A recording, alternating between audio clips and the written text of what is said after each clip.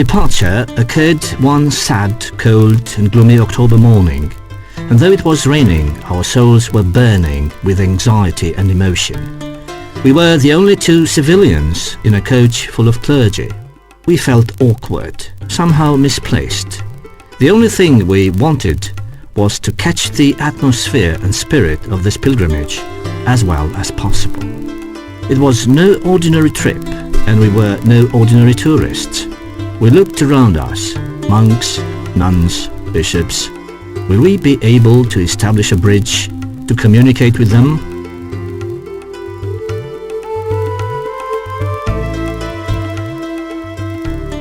Bulgaria welcomed us with the same bad weather. The landscape looked familiar. Bad asphalt, no road signs, bleak and narrow houses, typically communist blocks of flats, defying relics that unites us to this poor Bulgarian people. A short stop. Capitalist oases are the same all over. To our surprise, our travel companions are quite familiar to modern progress. They buy different things, speak English, French, even a kind of improvised Bulgarian. Anyway, they are more relaxed and resourceful than we thought. From then on, we reconsidered our position and regarded them in a new light. It seems that we, the television people, have complexes. Splendid life lesson. We hope to be liked and accepted by them in the future. The rain stopped. A vast plains of old Thrace stretch ahead in a colorful palette specific to autumn. Our way leads to one of the best-known monasteries in Orthodox Bulgaria. It is one of the most impressive monuments belonging to the Bulgarian Renaissance period, built in the picturesque area of the Rila Mountains, about 120 kilometers from Sofia. Rila Convent was set up by a Bulgarian monk, John of Rila, at the beginning of the 10th century. People suppose that the present building was raised right on the initial one, not far from the cave where the monk himself lived. Soon after the convent was erected, it became a place of great spiritual elevation and religious worship. The monastery was completely rebuilt and expanded during the 13th and 14th centuries. After Bulgaria's occupation by the Turks in the 17th century, the place was burned down and destroyed almost entirely. Between 1834 and 1862, it was rebuilt again from the foundations, together with the main church, in which there survived some of the old treasures, icons and carved crosses from the 14th and 15th centuries. Nowadays, the monastery impresses its visitors with its large size, architecture, wealth of decorations, and a deep spiritual life.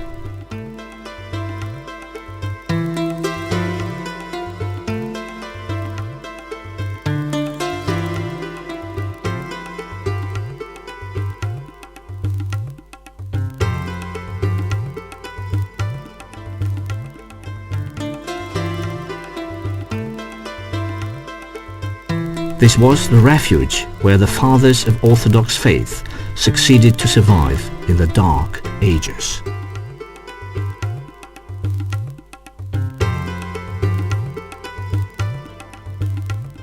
We go on our trip, marked spiritually by this encounter with the old orthodoxy. And yet, there, somewhere, beyond the horizon, the land of old Greece was waiting for us. Greece meets us with the usual custom procedures. We are a peculiar and somewhat different group from the small Bulgarian border traders or German tourists smelling of lager. We enter this country blessed by God with all the gifts, a country about which there have been written the greatest number of legends, the most fascinating stories, the country that gave the world so many spiritual and cultural treasures. The night spreads out deceptive shades over the places. Though we try to see as much as possible, we are already too tired to do it. We are to spend the first night somewhere at the Aegean seaside, close to Katerini, in the Olympus Hotel. tired and disoriented. We want nothing else but sleep on Greek soil. In the morning, we didn't realize whether we really woke up or reached paradise. The sunrise above the Aegean Sea was breathtaking. This was indeed the Greece we dreamt of. This was the place where God touched the earth. This was the very realm that elevated the human spirit. The whole place was spellbound. We were surrounded by fiery sparks.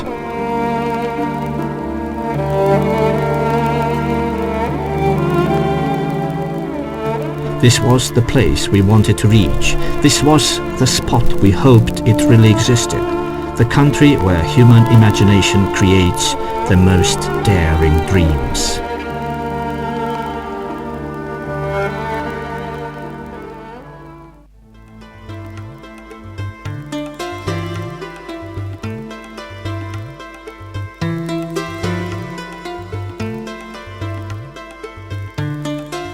Mount Olympus, the legendary mountain of ancient Greece, the residence of gods.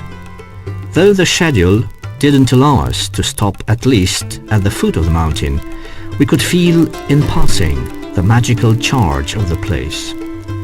The way follows its course along the bay, the sunny beaches of Greece and the olive orchards that reach down the seaside over a picturesque sight to the eye.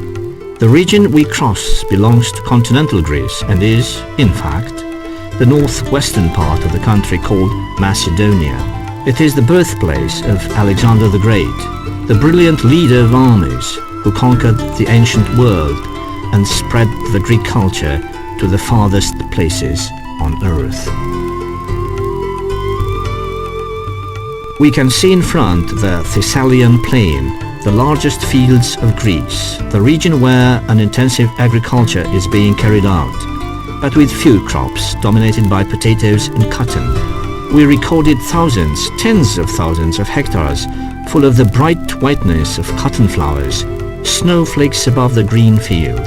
Besides the cotton fields, endless olive orchards remind us that, for thousands of years, olive oil was practically the fuel of ancient civilization. Inside the coach, though the place is quite improper for this, the religious ceremonial is strictly observed. The atmosphere is magnificent. We are overwhelmed with emotion and can hardly hide our embarrassment.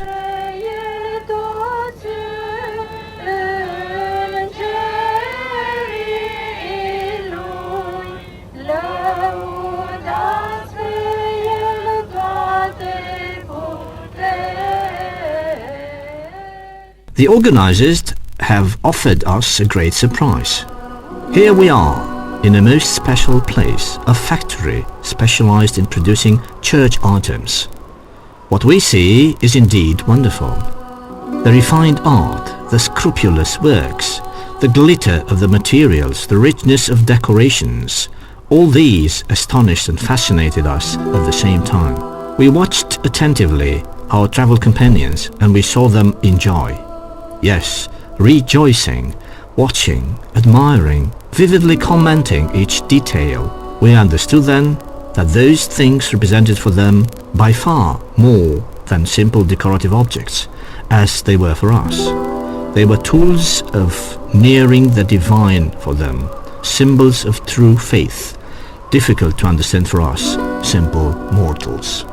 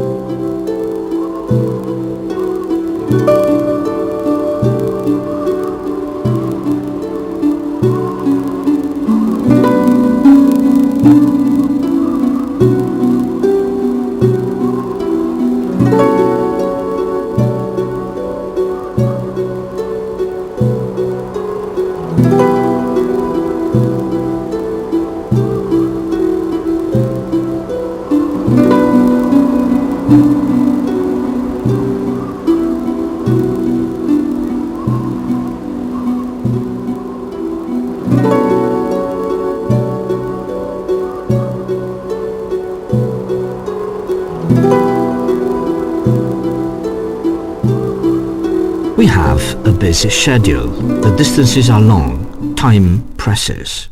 We cross the bridge that connects the continent to the island of Iria, one of the largest islands of Greece, separated by the continent by an earthquake. We go to pray in the church where St. John's the Russian lies, in the town of Prokopion. St. John was born in Russia during the reign of Peter the Great, as a simple peasant and then soldier. Following their campaign against the Turks in 1771, he was taken prisoner and sold as a slave to a commander in Prokopion, a town in Cappadocia. He remains a prisoner for the rest of his life and suffers excruciating pains and humiliations in order to give up his faith. But he stayed firm and unbending, and finally he came to be respected even by his torturers, while his master allowed him to practice his religion. He died on May the 27th, 1730, and was buried in Cappadocia, Asia. 200 years later, following the exchange of population in 1924, the whole village of Prokopion moved to Greece on the island of Iria, preserving its name, while holy relics have been laid to be rendered homage in a church especially built for this reason. The old Prokopion in Asia disappeared, together with St. John's Church, where he had initially been buried, everything being destroyed by the Turks in 1951.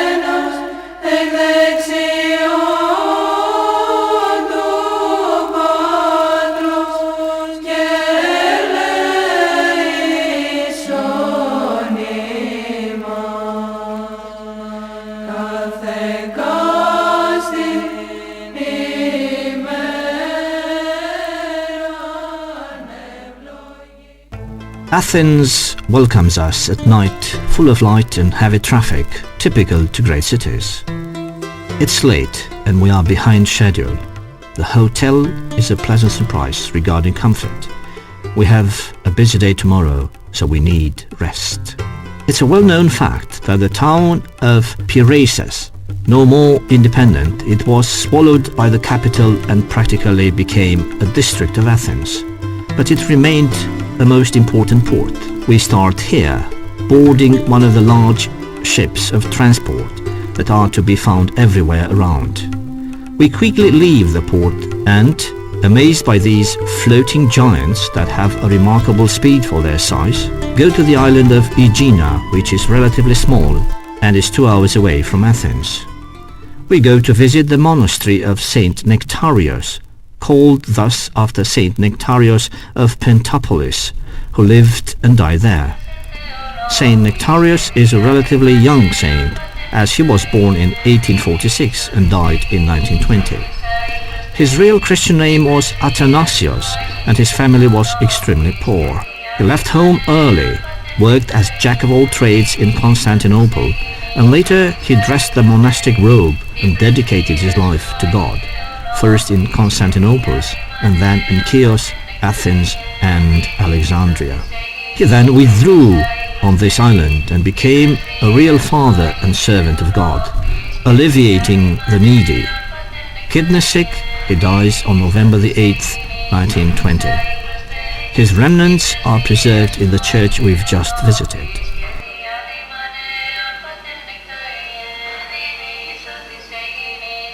Close to the church is the cell where the saint lived, his belongings being kept with greatest care. The new church is built on a grand scale, quite imposing, preserving in detail the Orthodox architectural characteristics.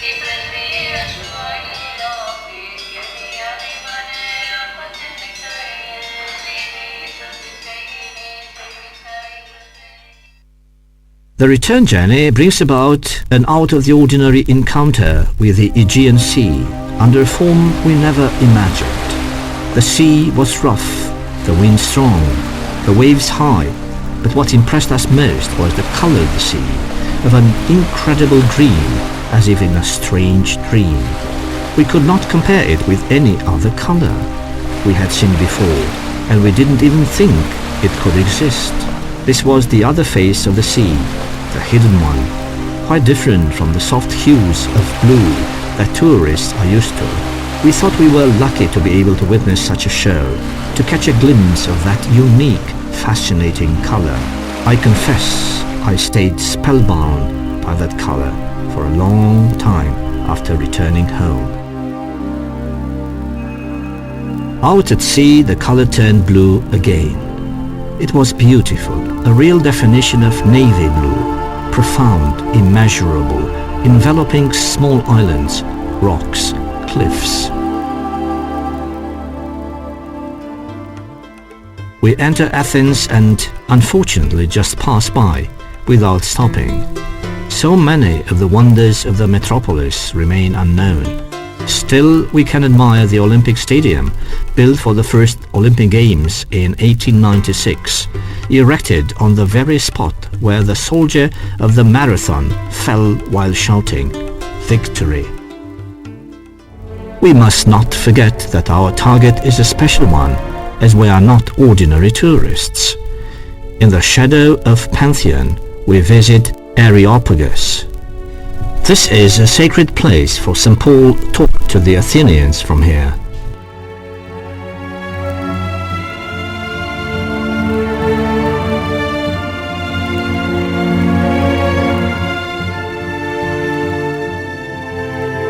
At that time, there was a heathen temple dedicated to the unknown god, and St. Paul converted this place into a Christian one. Moreover, the first to be converted was one of the priests of the temple, Dionysus, who then dedicated his life to worshipping Jesus Christ.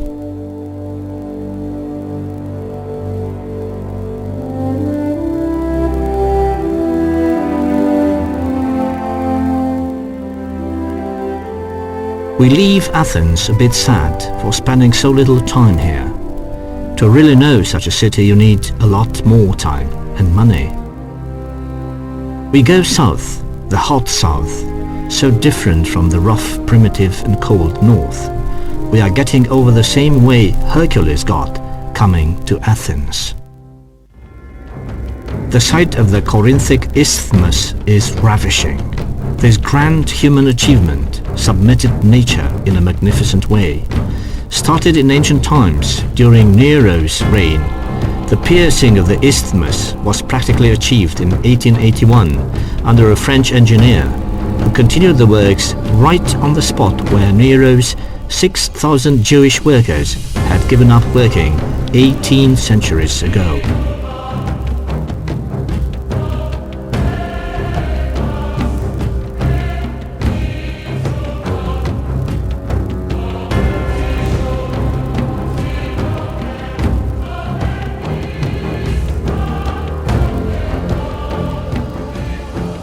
The Ionic Sea receives us with a deep green, broken by the lacy white of the foamy waves. The town lives, and everywhere else in the south, close to the sea, from where it draws its power and lives its destiny.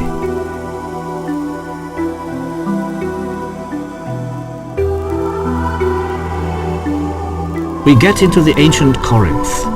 Legends say the only accepted value here, the only absolute power, is reckoned as being money, while the rest of the country believed in democracy, freedom, equality and social justice. Corinth observed only the rule of the power of gold. There was nothing above gold. Those living here had one goal: wealth. Nobility, titles, race did not matter. Wealth was replacing everything.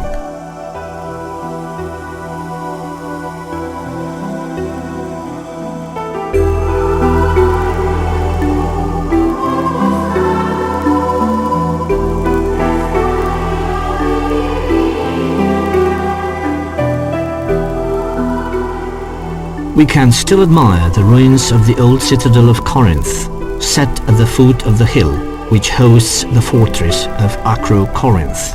The nearby church marks the place where there once was the synagogue of the town, and where St. Paul talked to the Corinthians.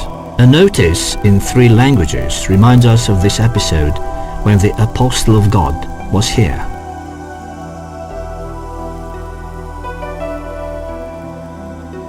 We go farther south, where the sun scorches the earth, where houses get smaller and smaller, and even whiter, where people are different, habits change, and the language differs. You can sense the real Mediterranean spirit. You can better understand here what kind of people were those proud Greeks, maybe too proud. Those daring sailors dashing on unknown seas, filled with the spirit of self-understanding. Was it not Megara, the place from where Buzle's Greeks started to set up God's fortress Byzantium, the future Constantinople? Or the people who came to Pontus Euxinus and founded Histria, Tomis and Calatis? Real daring people, these hot-blooded Greeks, burning to reach the farthest limits of mankind. Our trip starts being charged with too much feeling. We don't know why, but it flashes back images and sensations from deep within. Could it be true that we are in fact spiritual descendants of the great ancient Greek culture? Would it be possible that those living here were indeed our ancestors? It feels like going back home, like returning to your own village, to your parents, though we never lived in the country and don't have any relatives there. We are in the region of the Peloponnese Mountains, hurrying towards a famous monastery, Megalis Pelerin, or in translation, the Great Cave. This was one of the cradles of the Greeks' liberation revolution, and we can still see the traces.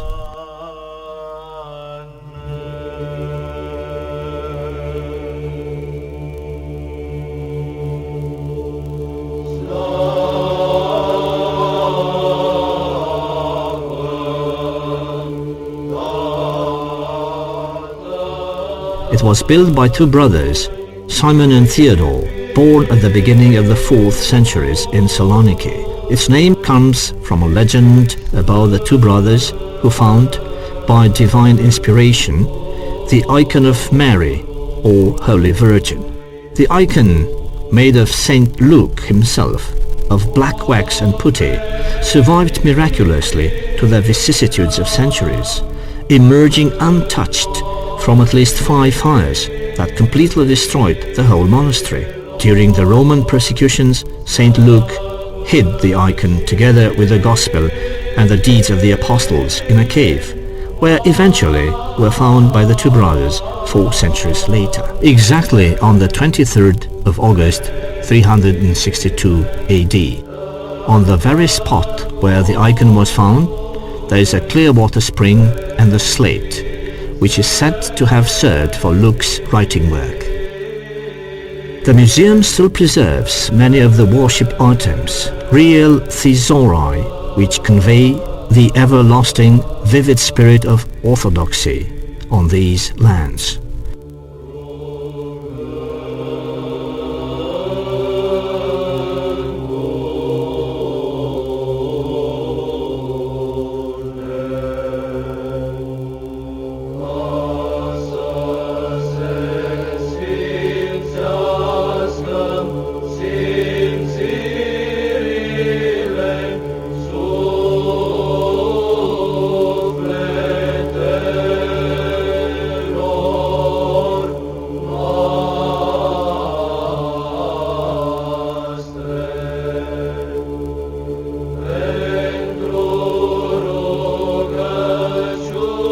The last great battle took place here on June the 24th, 1827, when only 500 Greek revolutionaries barricaded in the monastery faced 10,000 Turks under the command of Ibrahim Pasha, who was trying to reconquer the Peloponnese.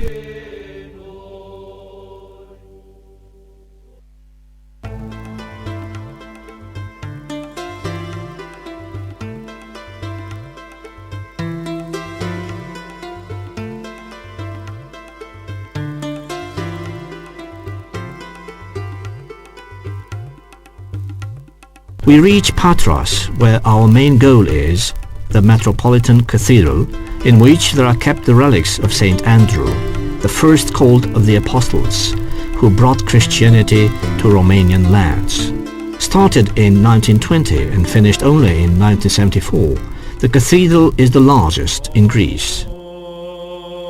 A huge gilded mosaic lies above the altar.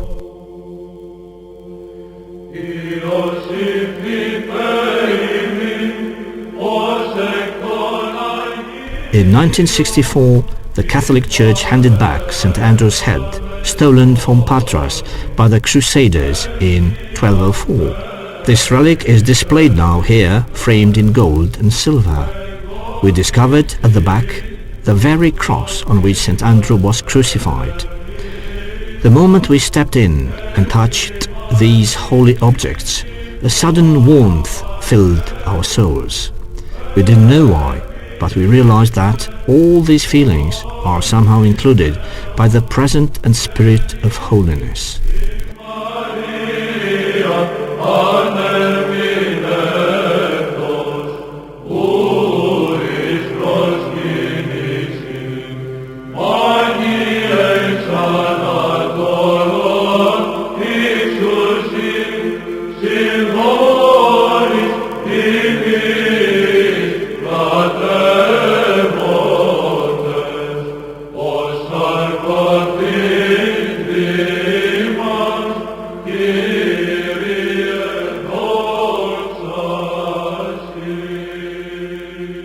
Close to the great cathedral is the old church of the saint, and the holy spring, which is, some say, on the exact place where the apostle was crucified at the orders of the Emperor Nero in 67 AD.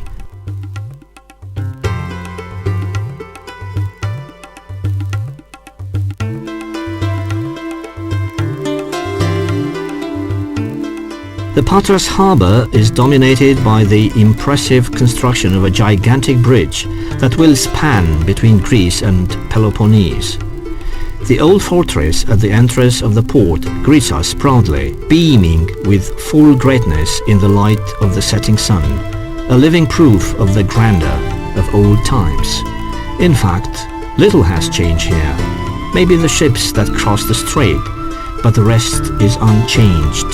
Travelers, the sea, the infinite blue which is the symbol of this realm, the eternity, the essence of life.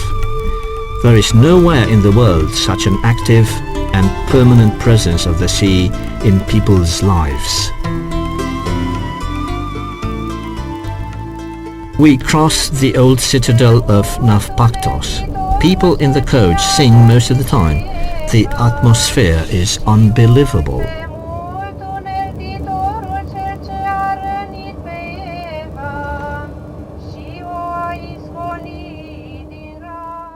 The road winds along the coast, and late at night we pass by Lamia, the capital of Thessaly, now a city of over 300,000 inhabitants.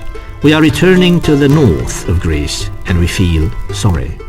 It was our first contact with Greece in its very essence, our first meeting with the hot south, and the consequences on a spiritual plane are devastating. We'll all of us wish to return here, to try to comprehend profoundly this fascinating spirit of the Mediterranean culture and spirituality.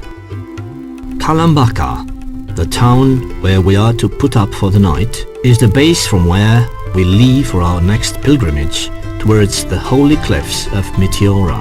As usual, we get accommodated quickly, the receptionist being an ex-student in Romania, speaking a few words of our language, which pleases us. In the morning, the landscape around is thrilling. Kalambaka, called in old times Stagoi, is a small town which lies at the foot of the cliffs, living together with these the destiny of holiness, dramatism and spiritual fulfillment. These cliffs are for the monks of Meteora the essence of life, the steps leading from earth to paradise. If they were to be born 1,000 times, their lives would follow the same road, living each moment of piety and obedience on these cliffs.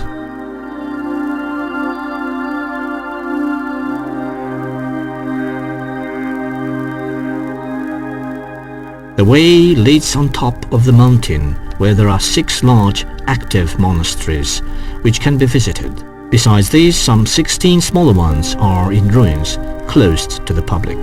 One monastery of the main 6 is closed to the public one weekday, so that you can visit only 5. But time is short, and we can visit no more than 4.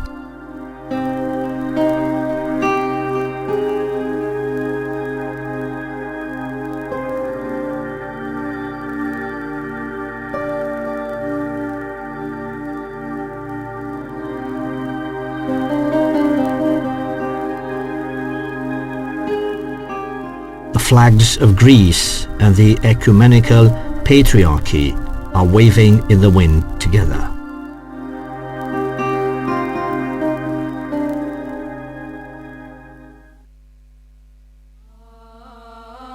We start with St. Stephen, which became a nun convent in 1961 and hosts about 40 souls.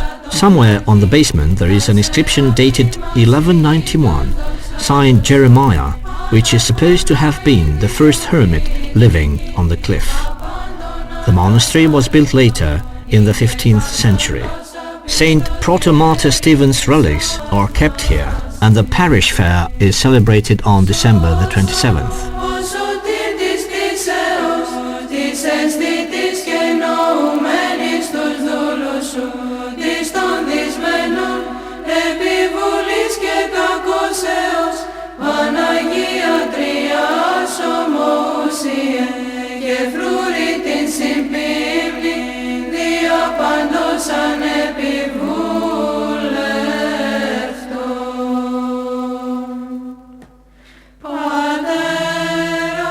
The museum, built in 1857, exhibits an impressive collection of old objects, icons and books.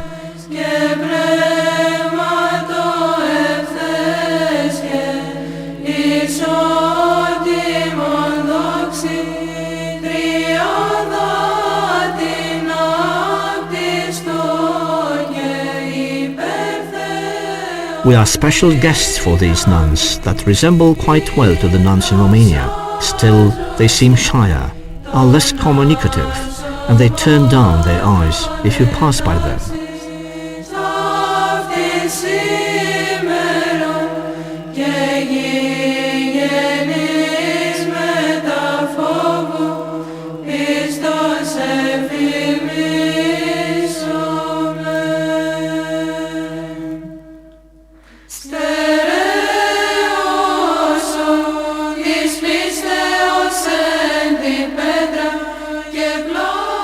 The second target is the Great Monastery or the Great Meteora. Its name comes from its founder, Saint Athanasius, who, in 1340, isolated himself on this cliff called Meteora, which in Old Greek means between earth and sky. Here we see what it was for hundreds of years the only means of access to this faith sanctuary. In fact, the cable car is something modern, a descendant of the suspended baskets on ropes tied to the pulleys that facilitated lifting all the necessary things or people. The authority of this establishment consolidated after 1540, when Jeremiah I, the Patriarch of Constantinople, visited the place. There are two churches here, the main one, older, which later was added a second church, whose patrons are Constantine and Helen, and the other one, whose patron is Saint John the Baptist.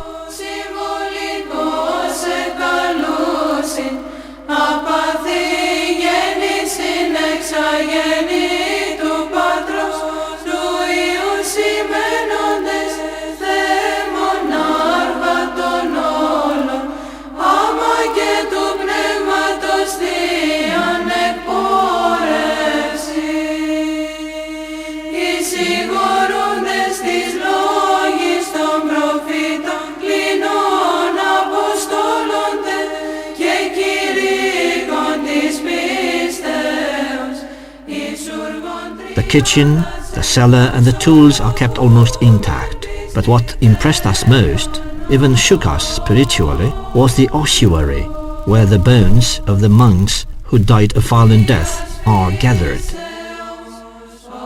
Broken skulls, cut by swords or axes, riddled with bullets, all proofs of a dreadful time. 1616, Good Friday, the onslaught of Alan Bey. Janina Pasha, tens of monks beheaded or shot. 1633, another Ottoman slaughter.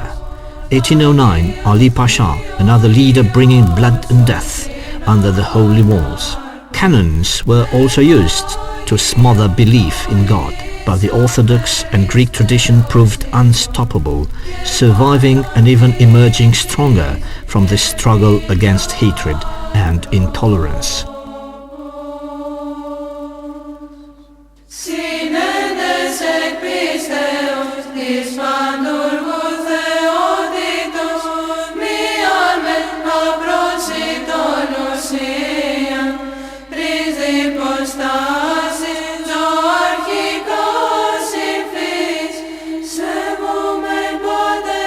Varlam Monastery, built on the site where about the middle of the 14th century a monk named Varlam erected the first hermitage, welcomes us with the same holiness and peace of mind as everywhere here.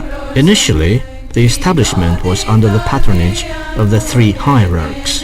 Then it was abandoned until the 16th century to brother monks, Nectarios and Theophanos, who had lived for 7 years on the Meteora cliffs, started rebuilding the church of Varlam. The museum exhibits clothes of the old abbots, 17th century Byzantine icons, gospels bound in gold and silver, once belonging to Emperor Constantine.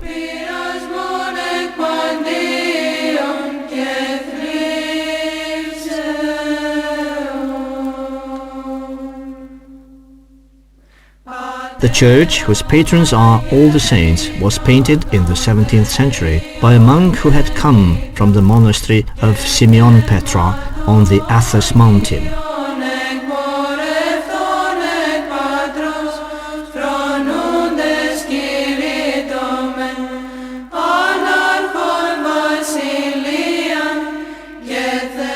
Unique in its way is a huge cask from the 16th century of 13,000 liters. We wonder whether it has ever been full.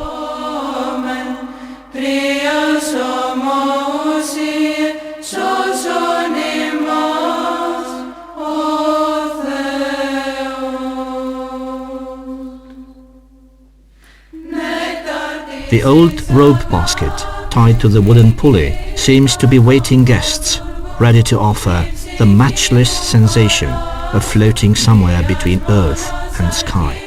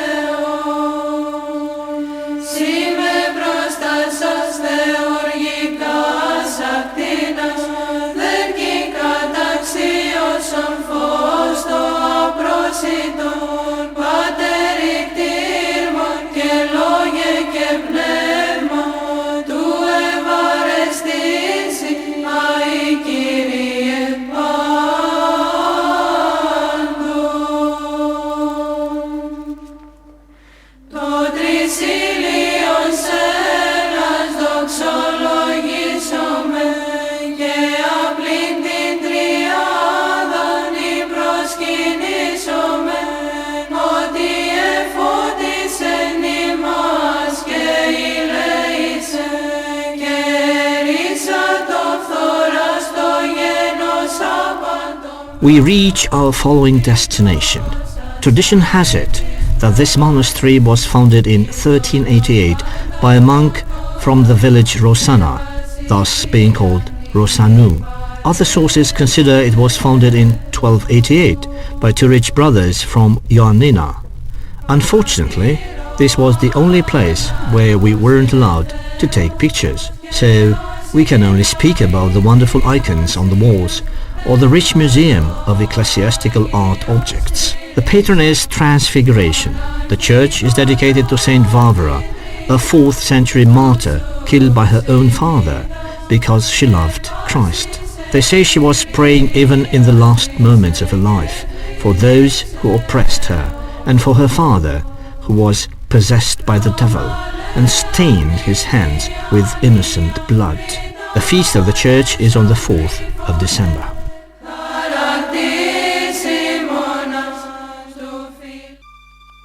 We slowly descend the steep slopes of the mountain and discover, here and there, small holes in the vertical walls. In these holes, chiseled directly into the rock, there lived monks for years, suspended between earth and sky, withdrawn from the worldly temptations or empty glory. There, they got closer to God and understood the real sense of holy mystery. For us, people anchored in reality, all those things seem detached from an idyllic dream, from a parallel world that we scarcely tried to discover.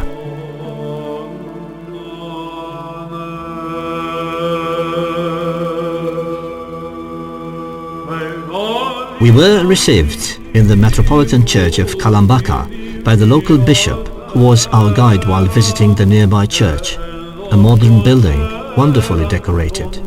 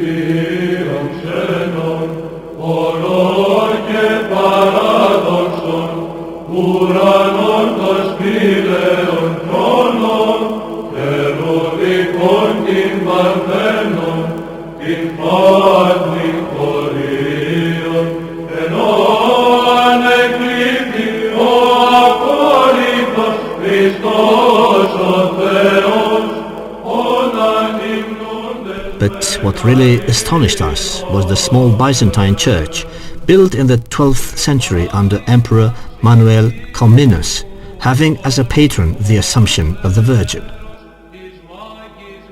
Miraculously, the original frescoes still exist, but, as everywhere, the Turkish rulers made their appearance. The old paintings and icons were defaced by pulling their eyes out. What a sad fate for these splendid testimonies of the glorious past of orthodoxy in these places.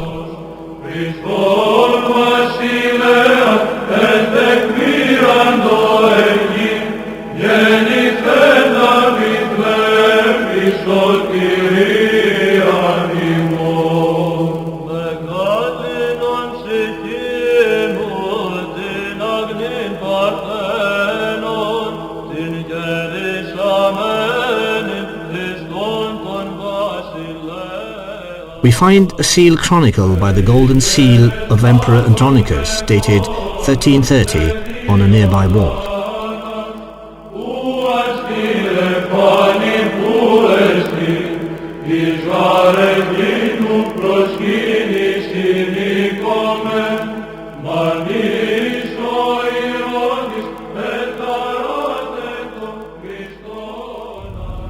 We leave this mountainous region and head north towards Macedonia.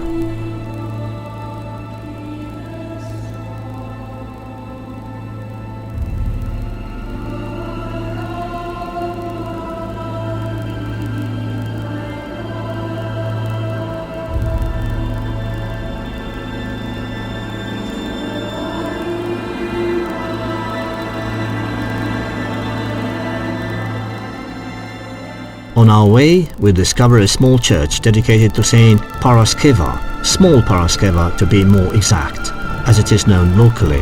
The history of the place is terrible. Saint Paraskeva was a well-educated young lady from a noble family who decided to devote her life to Jesus Christ. A local Turkish leader fell in love with her and did not accept her decision, dashing into the monastery and trying to force her come with him.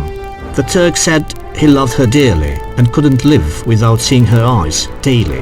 The saint asked for a day respite, promising him the following day she will fulfill his desire. For holiness and using the divine power, she pulled out her own eyes willingly and sent them to the Turk with the following message: "Here, now you have what you wanted. I belong to my Lord, Jesus Christ." Awful history. Cruel suffering for this saint who devoted her life to faith.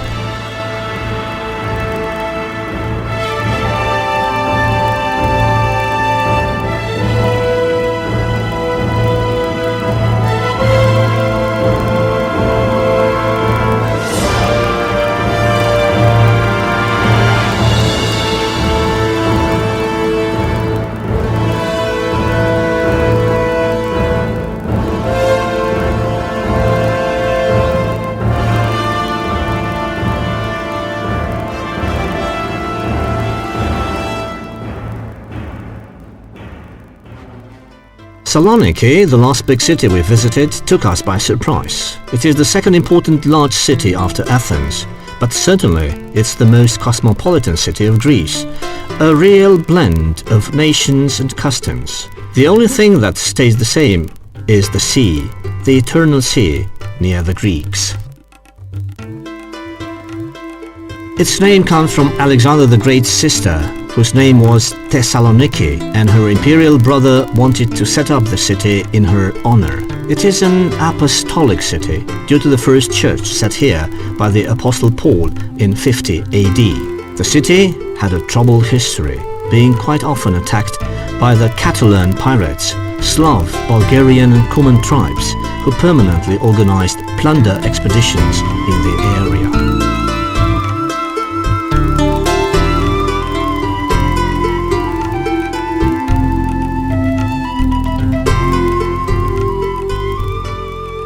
The Metropolitan Church of Saloniki, built between 1891 and 1914, is not very imposing, but you can sense the spiritual magnanimity of the establishment.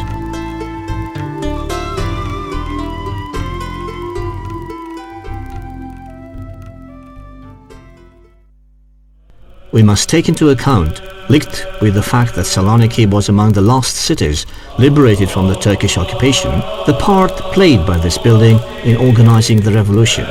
An underground tunnel led from under the altar to the consulate building nearby, where the leaders of the revolution organized their meetings. This tunnel was discovered by chance after the 1978 earthquake.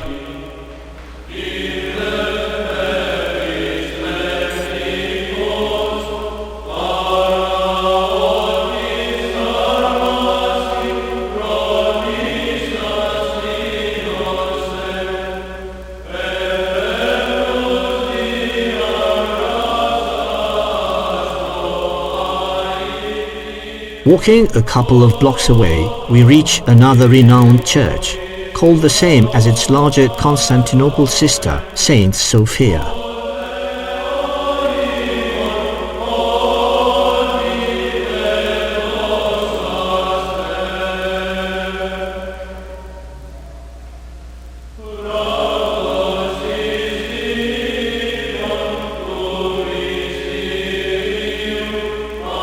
The interior mosaics, those which have remained, are genuine Byzantine mosaics from the 9th century. Inside the church we find the relics of Saint Basil the New, a spiritual father who lived in Saloniki in the 10th century. A sight that stirred our attention was the well-known road via Ignotia, which was the main commercial road that crossed the Balkans, linking Constantinople to the peninsula. It started in the port of Brindisi, crossed the sea at Durrës, then went to the Ohrid, Edessa, Saloniki, Philippi, Kypseli up to Constantinople. Coming back to Saloniki, one of the most impressive proofs of its bloody past is the White Tower. This is in fact what remained from the Venetian walls of the 13th century which defended the harbour. During the Turkish occupation it was a frightening prison. The name of White Tower comes from the fact that it was at a certain time whitewashed in order to hide the blood stains of the executions. It was an attempt to forget the dreadful deeds, and the tower changed both its name and colour.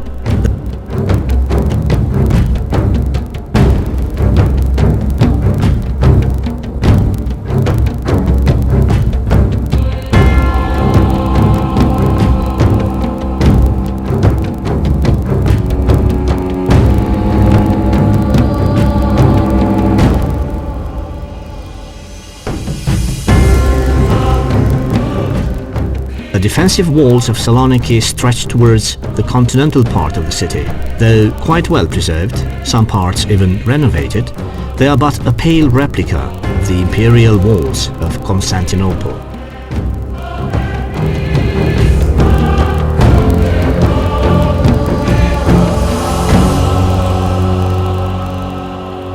Close to the walls there is a small church, almost in ruin, but where we can still see the shadows of the past. For instance, these stones once made an olive oil press, where the monks ensured their necessary oil. The walls of the church bear the marks of the barbaric intervention of the Muslims, a habit we met too often, saints with their eyes pulled out. These are deeds that overburden us with sadness, even after so many years, for their tragic significance, and makes us wonder how was it possible to happen. Saint Demetrius's church, after the great martyr, was built on the very tomb of the saint. Born at the end of the 3rd century, Saint Demetrius was the only son of a Christian family, his father being the military commander of Saloniki. During the persecutions, his father supported his faith and paid with his life. Demetrius himself was executed on October the 26th, refusing to abandon his faith. His faithful servant hid his body and buried it in the Christian tradition, in the place where now there is a small altar inside the church.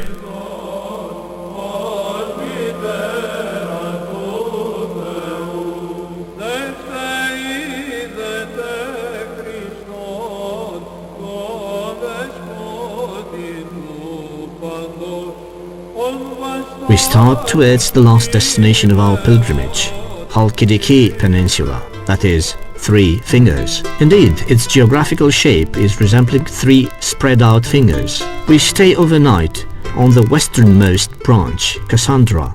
The organizers surpassed our expectations. Superb accommodation, 5-star hotel, everything included.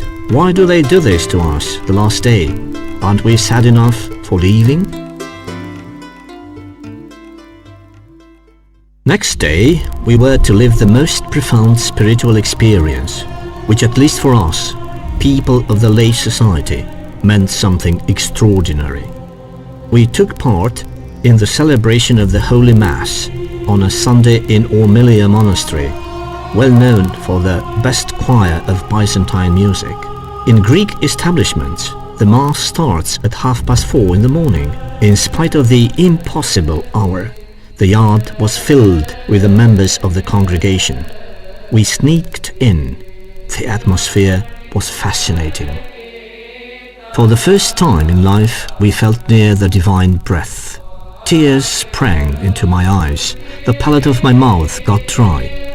My heart was pounding in my chest. God is above all, without staying out. He is not taken in, but is above all. You won't be able to see my face. I am what I am. That's what the Holy Gospel says. Unfortunately, our statute didn't allow us to attend the Mass, so in a few moments we were thrown out. The strictness of monastic laws are quite severe here, and we had to obey. The strange moonlight was a silent witness to my emotion.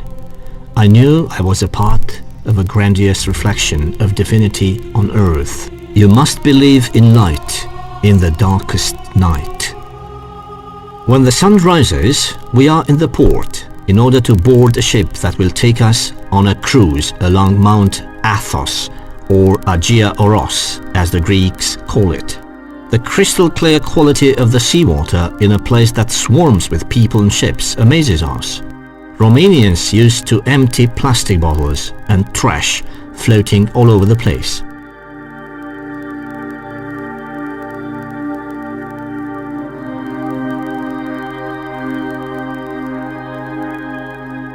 The shades of the sea are inspiring, and the foam reminds us the legend which says that Aphrodite herself was born in the immaculate lace of the waves. The first rays of the morning break through the mist, unraveling a bit of this heaven's corner, Athos.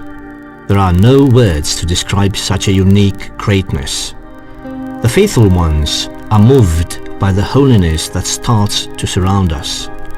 Whoever reaches there is touched by the Holy Spirit. Tourists' access is allowed under the daily limit of 100 persons that are Orthodox and 10 that are not.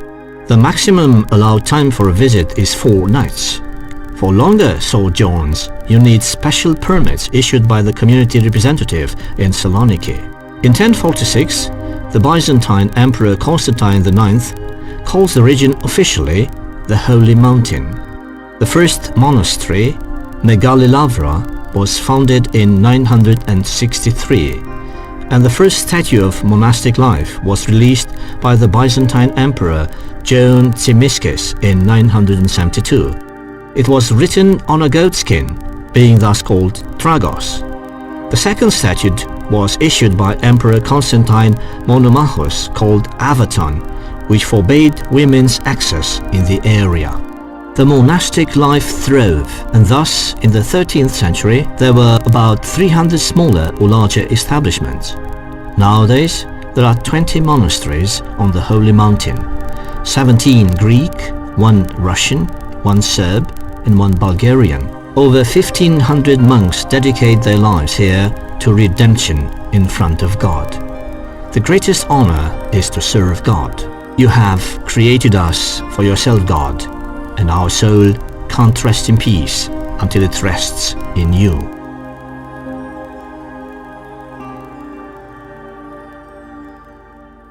The first monastery in sight is St. Paul, built in the 10th century. There are 390 Byzantine manuscripts and over 10,000 old engravings in the library. There is some social life, but most monks live secluded in total loneliness. An imperial decree sealed in gold by Emperor Constantine Paleologue attests its establishment. Dionysian Monastery, built in 1389. Social life is severely reduced among the 40 monks. The church is patronized by Saint John the Baptist and was built in 1545.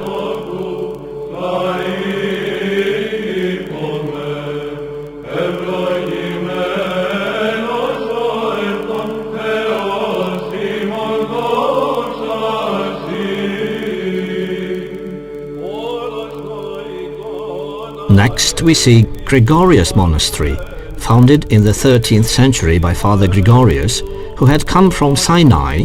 Then it was abandoned and completely destroyed in the 15th century. In ancient times there was a temple dedicated to Poseidon on the site of the monastery. The main church was built in 1750, right on the shore, and its patron is Saint Nicholas.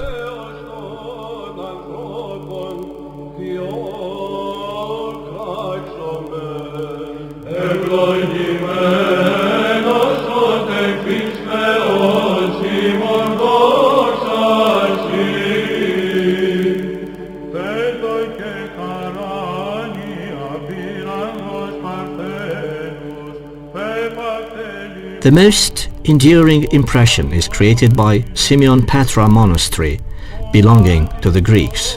At first, in the 14th century, it was called the New Bethlehem. The last fire in 1891 was devastating, destroying most of the monastic art treasures of the past centuries.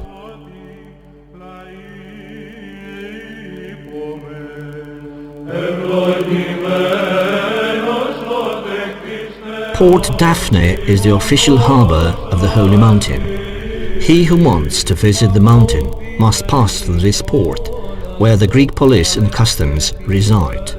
Along the slopes, there are a series of modern buildings which are, in fact, cells belonging to the monks of different nationalities who took refuge here in order to find their tranquility in front of the onslaught of tourists.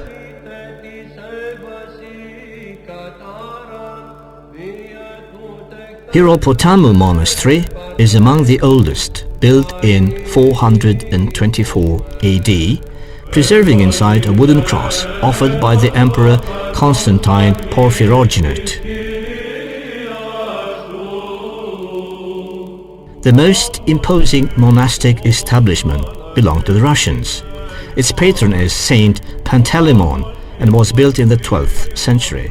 Fires often destroyed it during the centuries, but each time it was rebuilt and enlarged.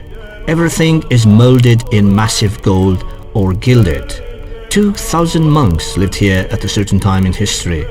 The belfry is unique in the world for its 33 bells, one being a real colossus of 13 tons.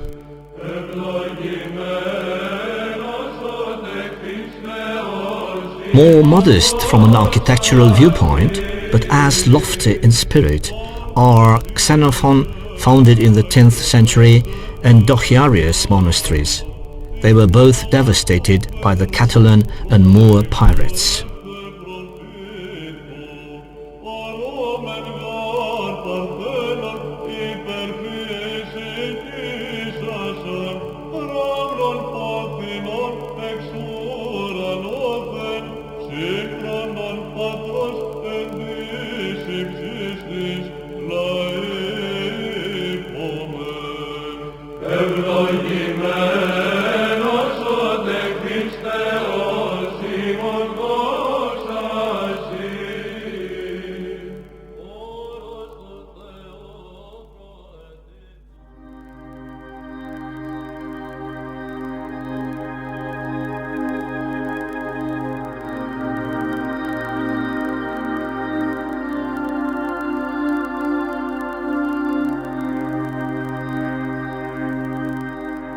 We leave the holy area of monastic establishments and go to Uranopolis harbour, the closest civilian port.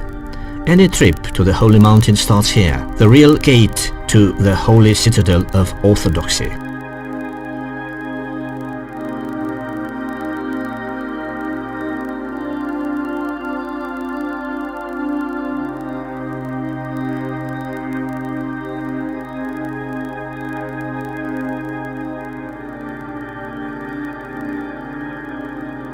Legally, Mount Athos is under the patronage of the Ecumenical Patriarchy of Constantinople, but in fact it is autonomous, having a particular statute, observing internal rules, the Greek state only guarding for its protection.